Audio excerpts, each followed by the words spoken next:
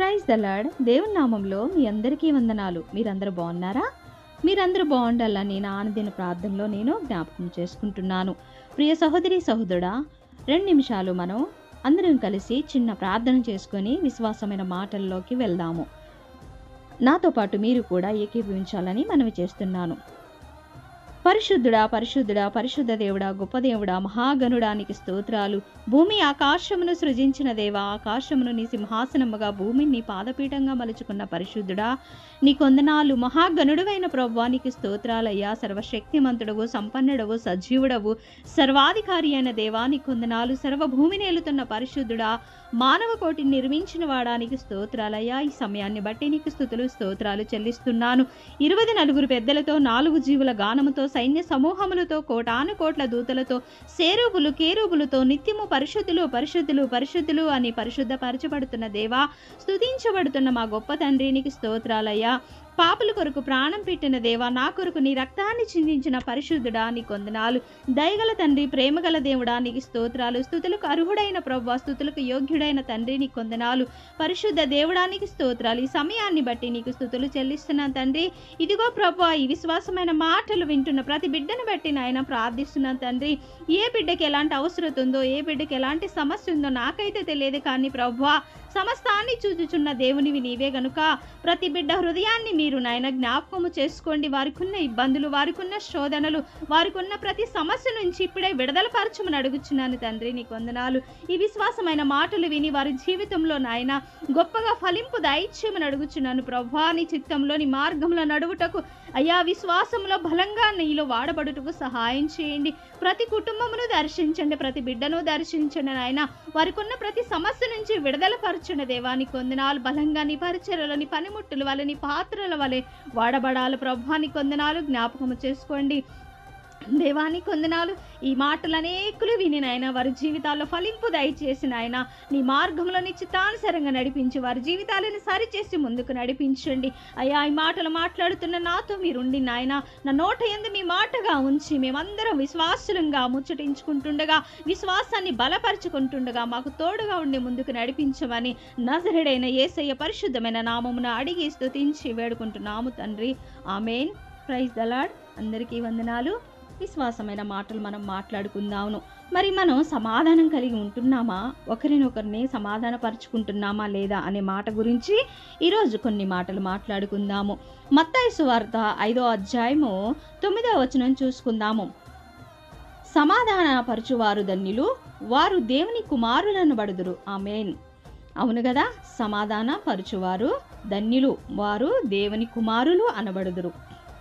ఈ రోజుల్లో మన క్రైస్తవ కుటుంబాలలో సమాధానం కరువైపోయింది.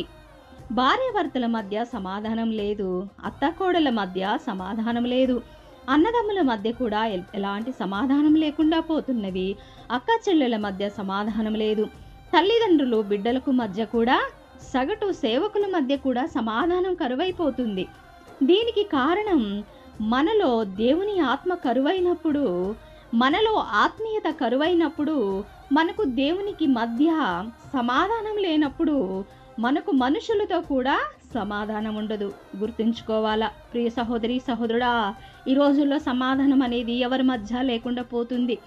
భార్యాభర్తల మధ్య కానీ లేని జీవితం చాలా ఇబ్బందికరంగా ఉంటుంది. నీలో సమాధానం లేనప్పుడు నువ్వు ఏమీ ముందుకు వెళ్ళలేవు గనుక ఒకసారి జ్ఞాపకం చేసుకొని ప్రతి ఒక్కరి మధ్య సమాధానం కలిగి ఉండటం నేర్చుకోవాలి. మీ జీవితంలో కూడా కొంతమంది వ్యక్తులు కొన్నిసార్లు చేదు జ్ఞాపకాలను మిగిల్చి ఉండవచ్చు కదా. మరి అలాగే మీ ప్రవర్తన బట్టో, మీ మాట తీరును బట్టో, నడిచే నడవడికను బట్టో దేవుని మదిలోనే మరి ఒక జీవితము, మీ జీవితం ఒక చేదు జ్ఞాపకముగా ఉందేమో. ఒకసారి మిమ్మల్ని మీరు పరీక్షించుకోండి.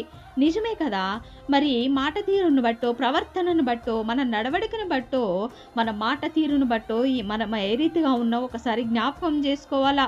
దేవుని మధ్యలోనే మీ జీవితము ఒక చేదు జ్ఞాపకముగా ఉందేమో ఒకసారి మిమ్మల్ని మీరు పరీక్షించుకోవాలా. నిజంగా ఒకసారి హృదయపూర్వకంగా పరీక్షించుకోవాలా. దేవుని విషయంలో కూడా, దేవుని మదిలో కూడా మన జీవితము ఒక చేదు జ్ఞాపకముగా ఉందేమో ఒకసారి మిమ్మల్ని మీరు పరీక్షించుకోండి. నీవైనా నేనైనా మరి దేవుని విషయంలో కూడా చేదు జ్ఞాపకముగా ఉండవద్దు. ఒక మంచి జ్ఞాపకముగా, ఒక మంచి జీవితంగా మనకి దేవునికి చూపించాలి. మన గురించి దేవుడు సంతోషించేలా ఉండాలి. మీ జీవితంలో ఎవరితోనైనా సమాధాన పడవలసి ఉంటే మనస్ఫూర్తిగా సమాధాన పడటానికి ప్రయత్నించండి. ఎందుకంటే సమాధానపరచువారు ధన్యులు, వారు దేవుని కుమారులు అనబడుదురు అని బైబిల్లో సెలవిస్తుంది. మనకు మనం తగ్గించుకొని ఇతరులతో సమాధాన పడటం గొప్ప ఆశీర్వాదం, మర్చిపోవద్దు. నిజమే కదా. మనకు మనం ఎప్పటికప్పుడు తగ్గించుకొని ఇతరుల విషయంలో సమాధానం కలిగి ఉంటే గొప్ప ఆశీర్వాదాలు దేవుడు నీకు ఇస్తాడు. సమాధానం లేని జీవితం ఎంతో ఇబ్బందికరంగా ఉంటుంది. ప్రియ సహోదరి సహోదరుడా, క్రైస్తవ బిడ్డలుగా ఉన్న నీవు కానీ నేను కానీ మనం సమాధానమైన జీవితాన్ని జీవించాల.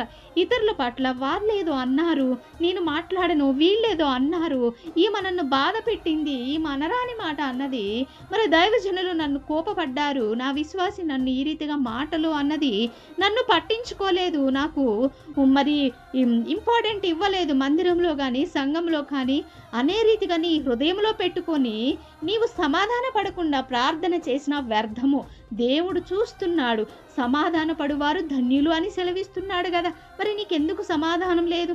దేవుడు సమాధాన పడమని సెలవిస్తున్నాడు గనుక ప్రతి విషయంలో ప్రతి ఒక్కరితో, నీ కుటుంబ సభ్యులతో, నీ ఇంటి పక్కల వారితో, నీ బంధువులతో, నీ కుటుంబ సభ్యులు, నీ బిడ్డలతో, నీ భర్తతో, ప్రతి ఒక్కరితో నువ్వు సమాధాన పడినట్లయితే గొప్ప ఆశీర్వాదాలు చూడగలవు. సమాధానం లేని జీవితం ఎంతో వ్యర్థంగా ఉంటుంది. క్రైస్తవ బిడ్డగా ఉన్న నీవు, నిజదేవుని సేవించే రీతిగా ఉన్న నీవు నేను ప్రతిసారి ఏ విషయంలో మనం ఇబ్బంది పెడుతున్నామో, మన వల్ల ఎవరు ఇబ్బంది పడుతున్నారు జ్ఞాపకము చేసుకొని ఆ క్షణమే సమాధాన పడడం నేర్చుకోవాలా. సమాధాన పడినప్పుడు మన జీవితం ధన్యకరంగా ఉంటుంది. దేవుడు గొప్ప ఆశీర్వాదాలు మన కుటుంబాలకి మనకు దయచేస్తాడు గనుక క్రైస్తవ బిడ్డలుగా ఉన్న మనము, అనుదినము ప్రార్థన చేసే రీతిగా ఉన్న మనము, ఇతరులకు దేవుని మాటలు చెప్పే రీతిగా ఉన్న మనము, మరి ప్రార్థనకి ప్రతి వారం మందిరానికి వెళ్ళే రీతిగా ఉన్న మనము, మనలో సమాధానం లేనప్పుడు ఇతరుల చూసి ఆమెకి కోపం ఎక్కువ, ఆమెకి ద్వేషం ఎక్కువ, ఆమెకు అసూయ ఎక్కువ, కొంచెం కూడా సమాధాన పడదు, అహంకారము గర్వము ఉంటుందని ఇతరులు చెప్పుకుంటారు గనుక అలాంటి జీవితం నీకు నాకు వద్దు. దయచేసి ప్రియ సహోదరి సహోదరుడా, సమాధాన పడిన జీవితంగా మనం ఉందాము. ఇతరుల విషయంలో ఏమైనా బాధ పెట్టామేమో, ఏమైనా ఇబ్బంది పెట్టామేమో జ్ఞాపకము చేసుకొని వారిని గురించి వారి దగ్గరికి వెళ్ళి సమాధాన పడదాం. అమ్మా సహోదరి, మరి క్షమించండి, ఈ మాట వల్ల మీరు బాధపడ్డారేమో, నేను ఈ రీతిగా అన్నానేమో, దయచేసి మీరేమనుకోవద్దమ్మా అని ఒక్క మాట మీరు అని చూడండి. తోటి సహోదరి కూడా చాలా ప్రేమగా మాట్లాడుతుంది. అదేం పర్వాలేదు సిస్టర్, నేను బాగానే ఉన్నాను, మీరు అలా బాధపడొద్దని ఇతరులు కూడా మనకి సమాధానం ఇస్తారు. కనుక నీవు సమాధాన పడటం నేర్చుకోవాలా. నేర్చుకున్నప్పుడు చాలా నీ హృదయంలో ఉన్న అలజడి తొలగిపోతుంది. నీలో ఉన్న ఒక భయము తెలియకుండానే ఒకరిని ఏదన్నా అన్నప్పుడు, ఒకరి విషయంలో ఏదన్నా చెప్పుకున్నప్పుడు ఆ గుండెల్లో అలజడి, ఒక తెలియని బాధ మిగిలిపోతుంది. అది వెంటనే నువ్వు గుర్తించి వారితోనూ సమాధాన పడినప్పుడు చక్కగా నీ మనసంతా ప్రశాంతంగా ఉంటుంది. దేవుని బిడ్డగా ప్రశాంతంగా ఉంటావు. నీ కుటుంబంలో నెమ్మది కలిగి నీవు ఉంటావు. ఏ పని చేయాలన్నా కూడా నీలో సమాధానం లేనప్పుడు నువ్వు పని చేసే పనులు కూడా చేయలేవు. అసలు ఏమి చేస్తున్నావో కూడా అర్థం కాని స్థితిలో ఉంటావు. ప్రియ సహోదరి సహోదరుడా, మనము దేవుని బిడ్డలము.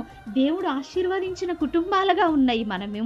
మనలో ఉన్న లోపాలు, మనలో ఉన్న చిన్న చిన్న పరిస్థితులు ఒక్కసారి నెమర వేసుకొని, ఈరోజు నేనేం చేశాను, ఈరోజు నేను ఎవరినైనా బాధ పెట్టానా, ఈరోజు నా మాట వలన ఎవరైనా బాధపడ్డారా, నా బిడ్డలు కానీ, నా భర్త కానీ, నా భార్య కానీ, నా బంధువులు, నా ఇంటి చుట్టుపక్కల వారు, నా సంఘస్థులు, నా దైవజనులను నేనేమైనా బాధ పెట్టానా, నా మాట వల్ల వారేమైనా బాధపడుతున్నారని జ్ఞాపకం చేసుకుని వెంటనే సమాధానపడు. వారికి ఫోన్ చేసో, దగ్గరుండి వారి దగ్గరికి వెళ్ళో, ఈ చిన్న విషయం తెలియక అన్నాను, తొందరపాటులో అన్నాను, పొరపాటున అన్నాను, సిస్టర్, బ్రదర్ సారీ ఏమనుకోమాకండి అని ఒక్క మాట అని చూడు. వాళ్ళెంత ప్రేమతో సమాధానం ఇస్తారు.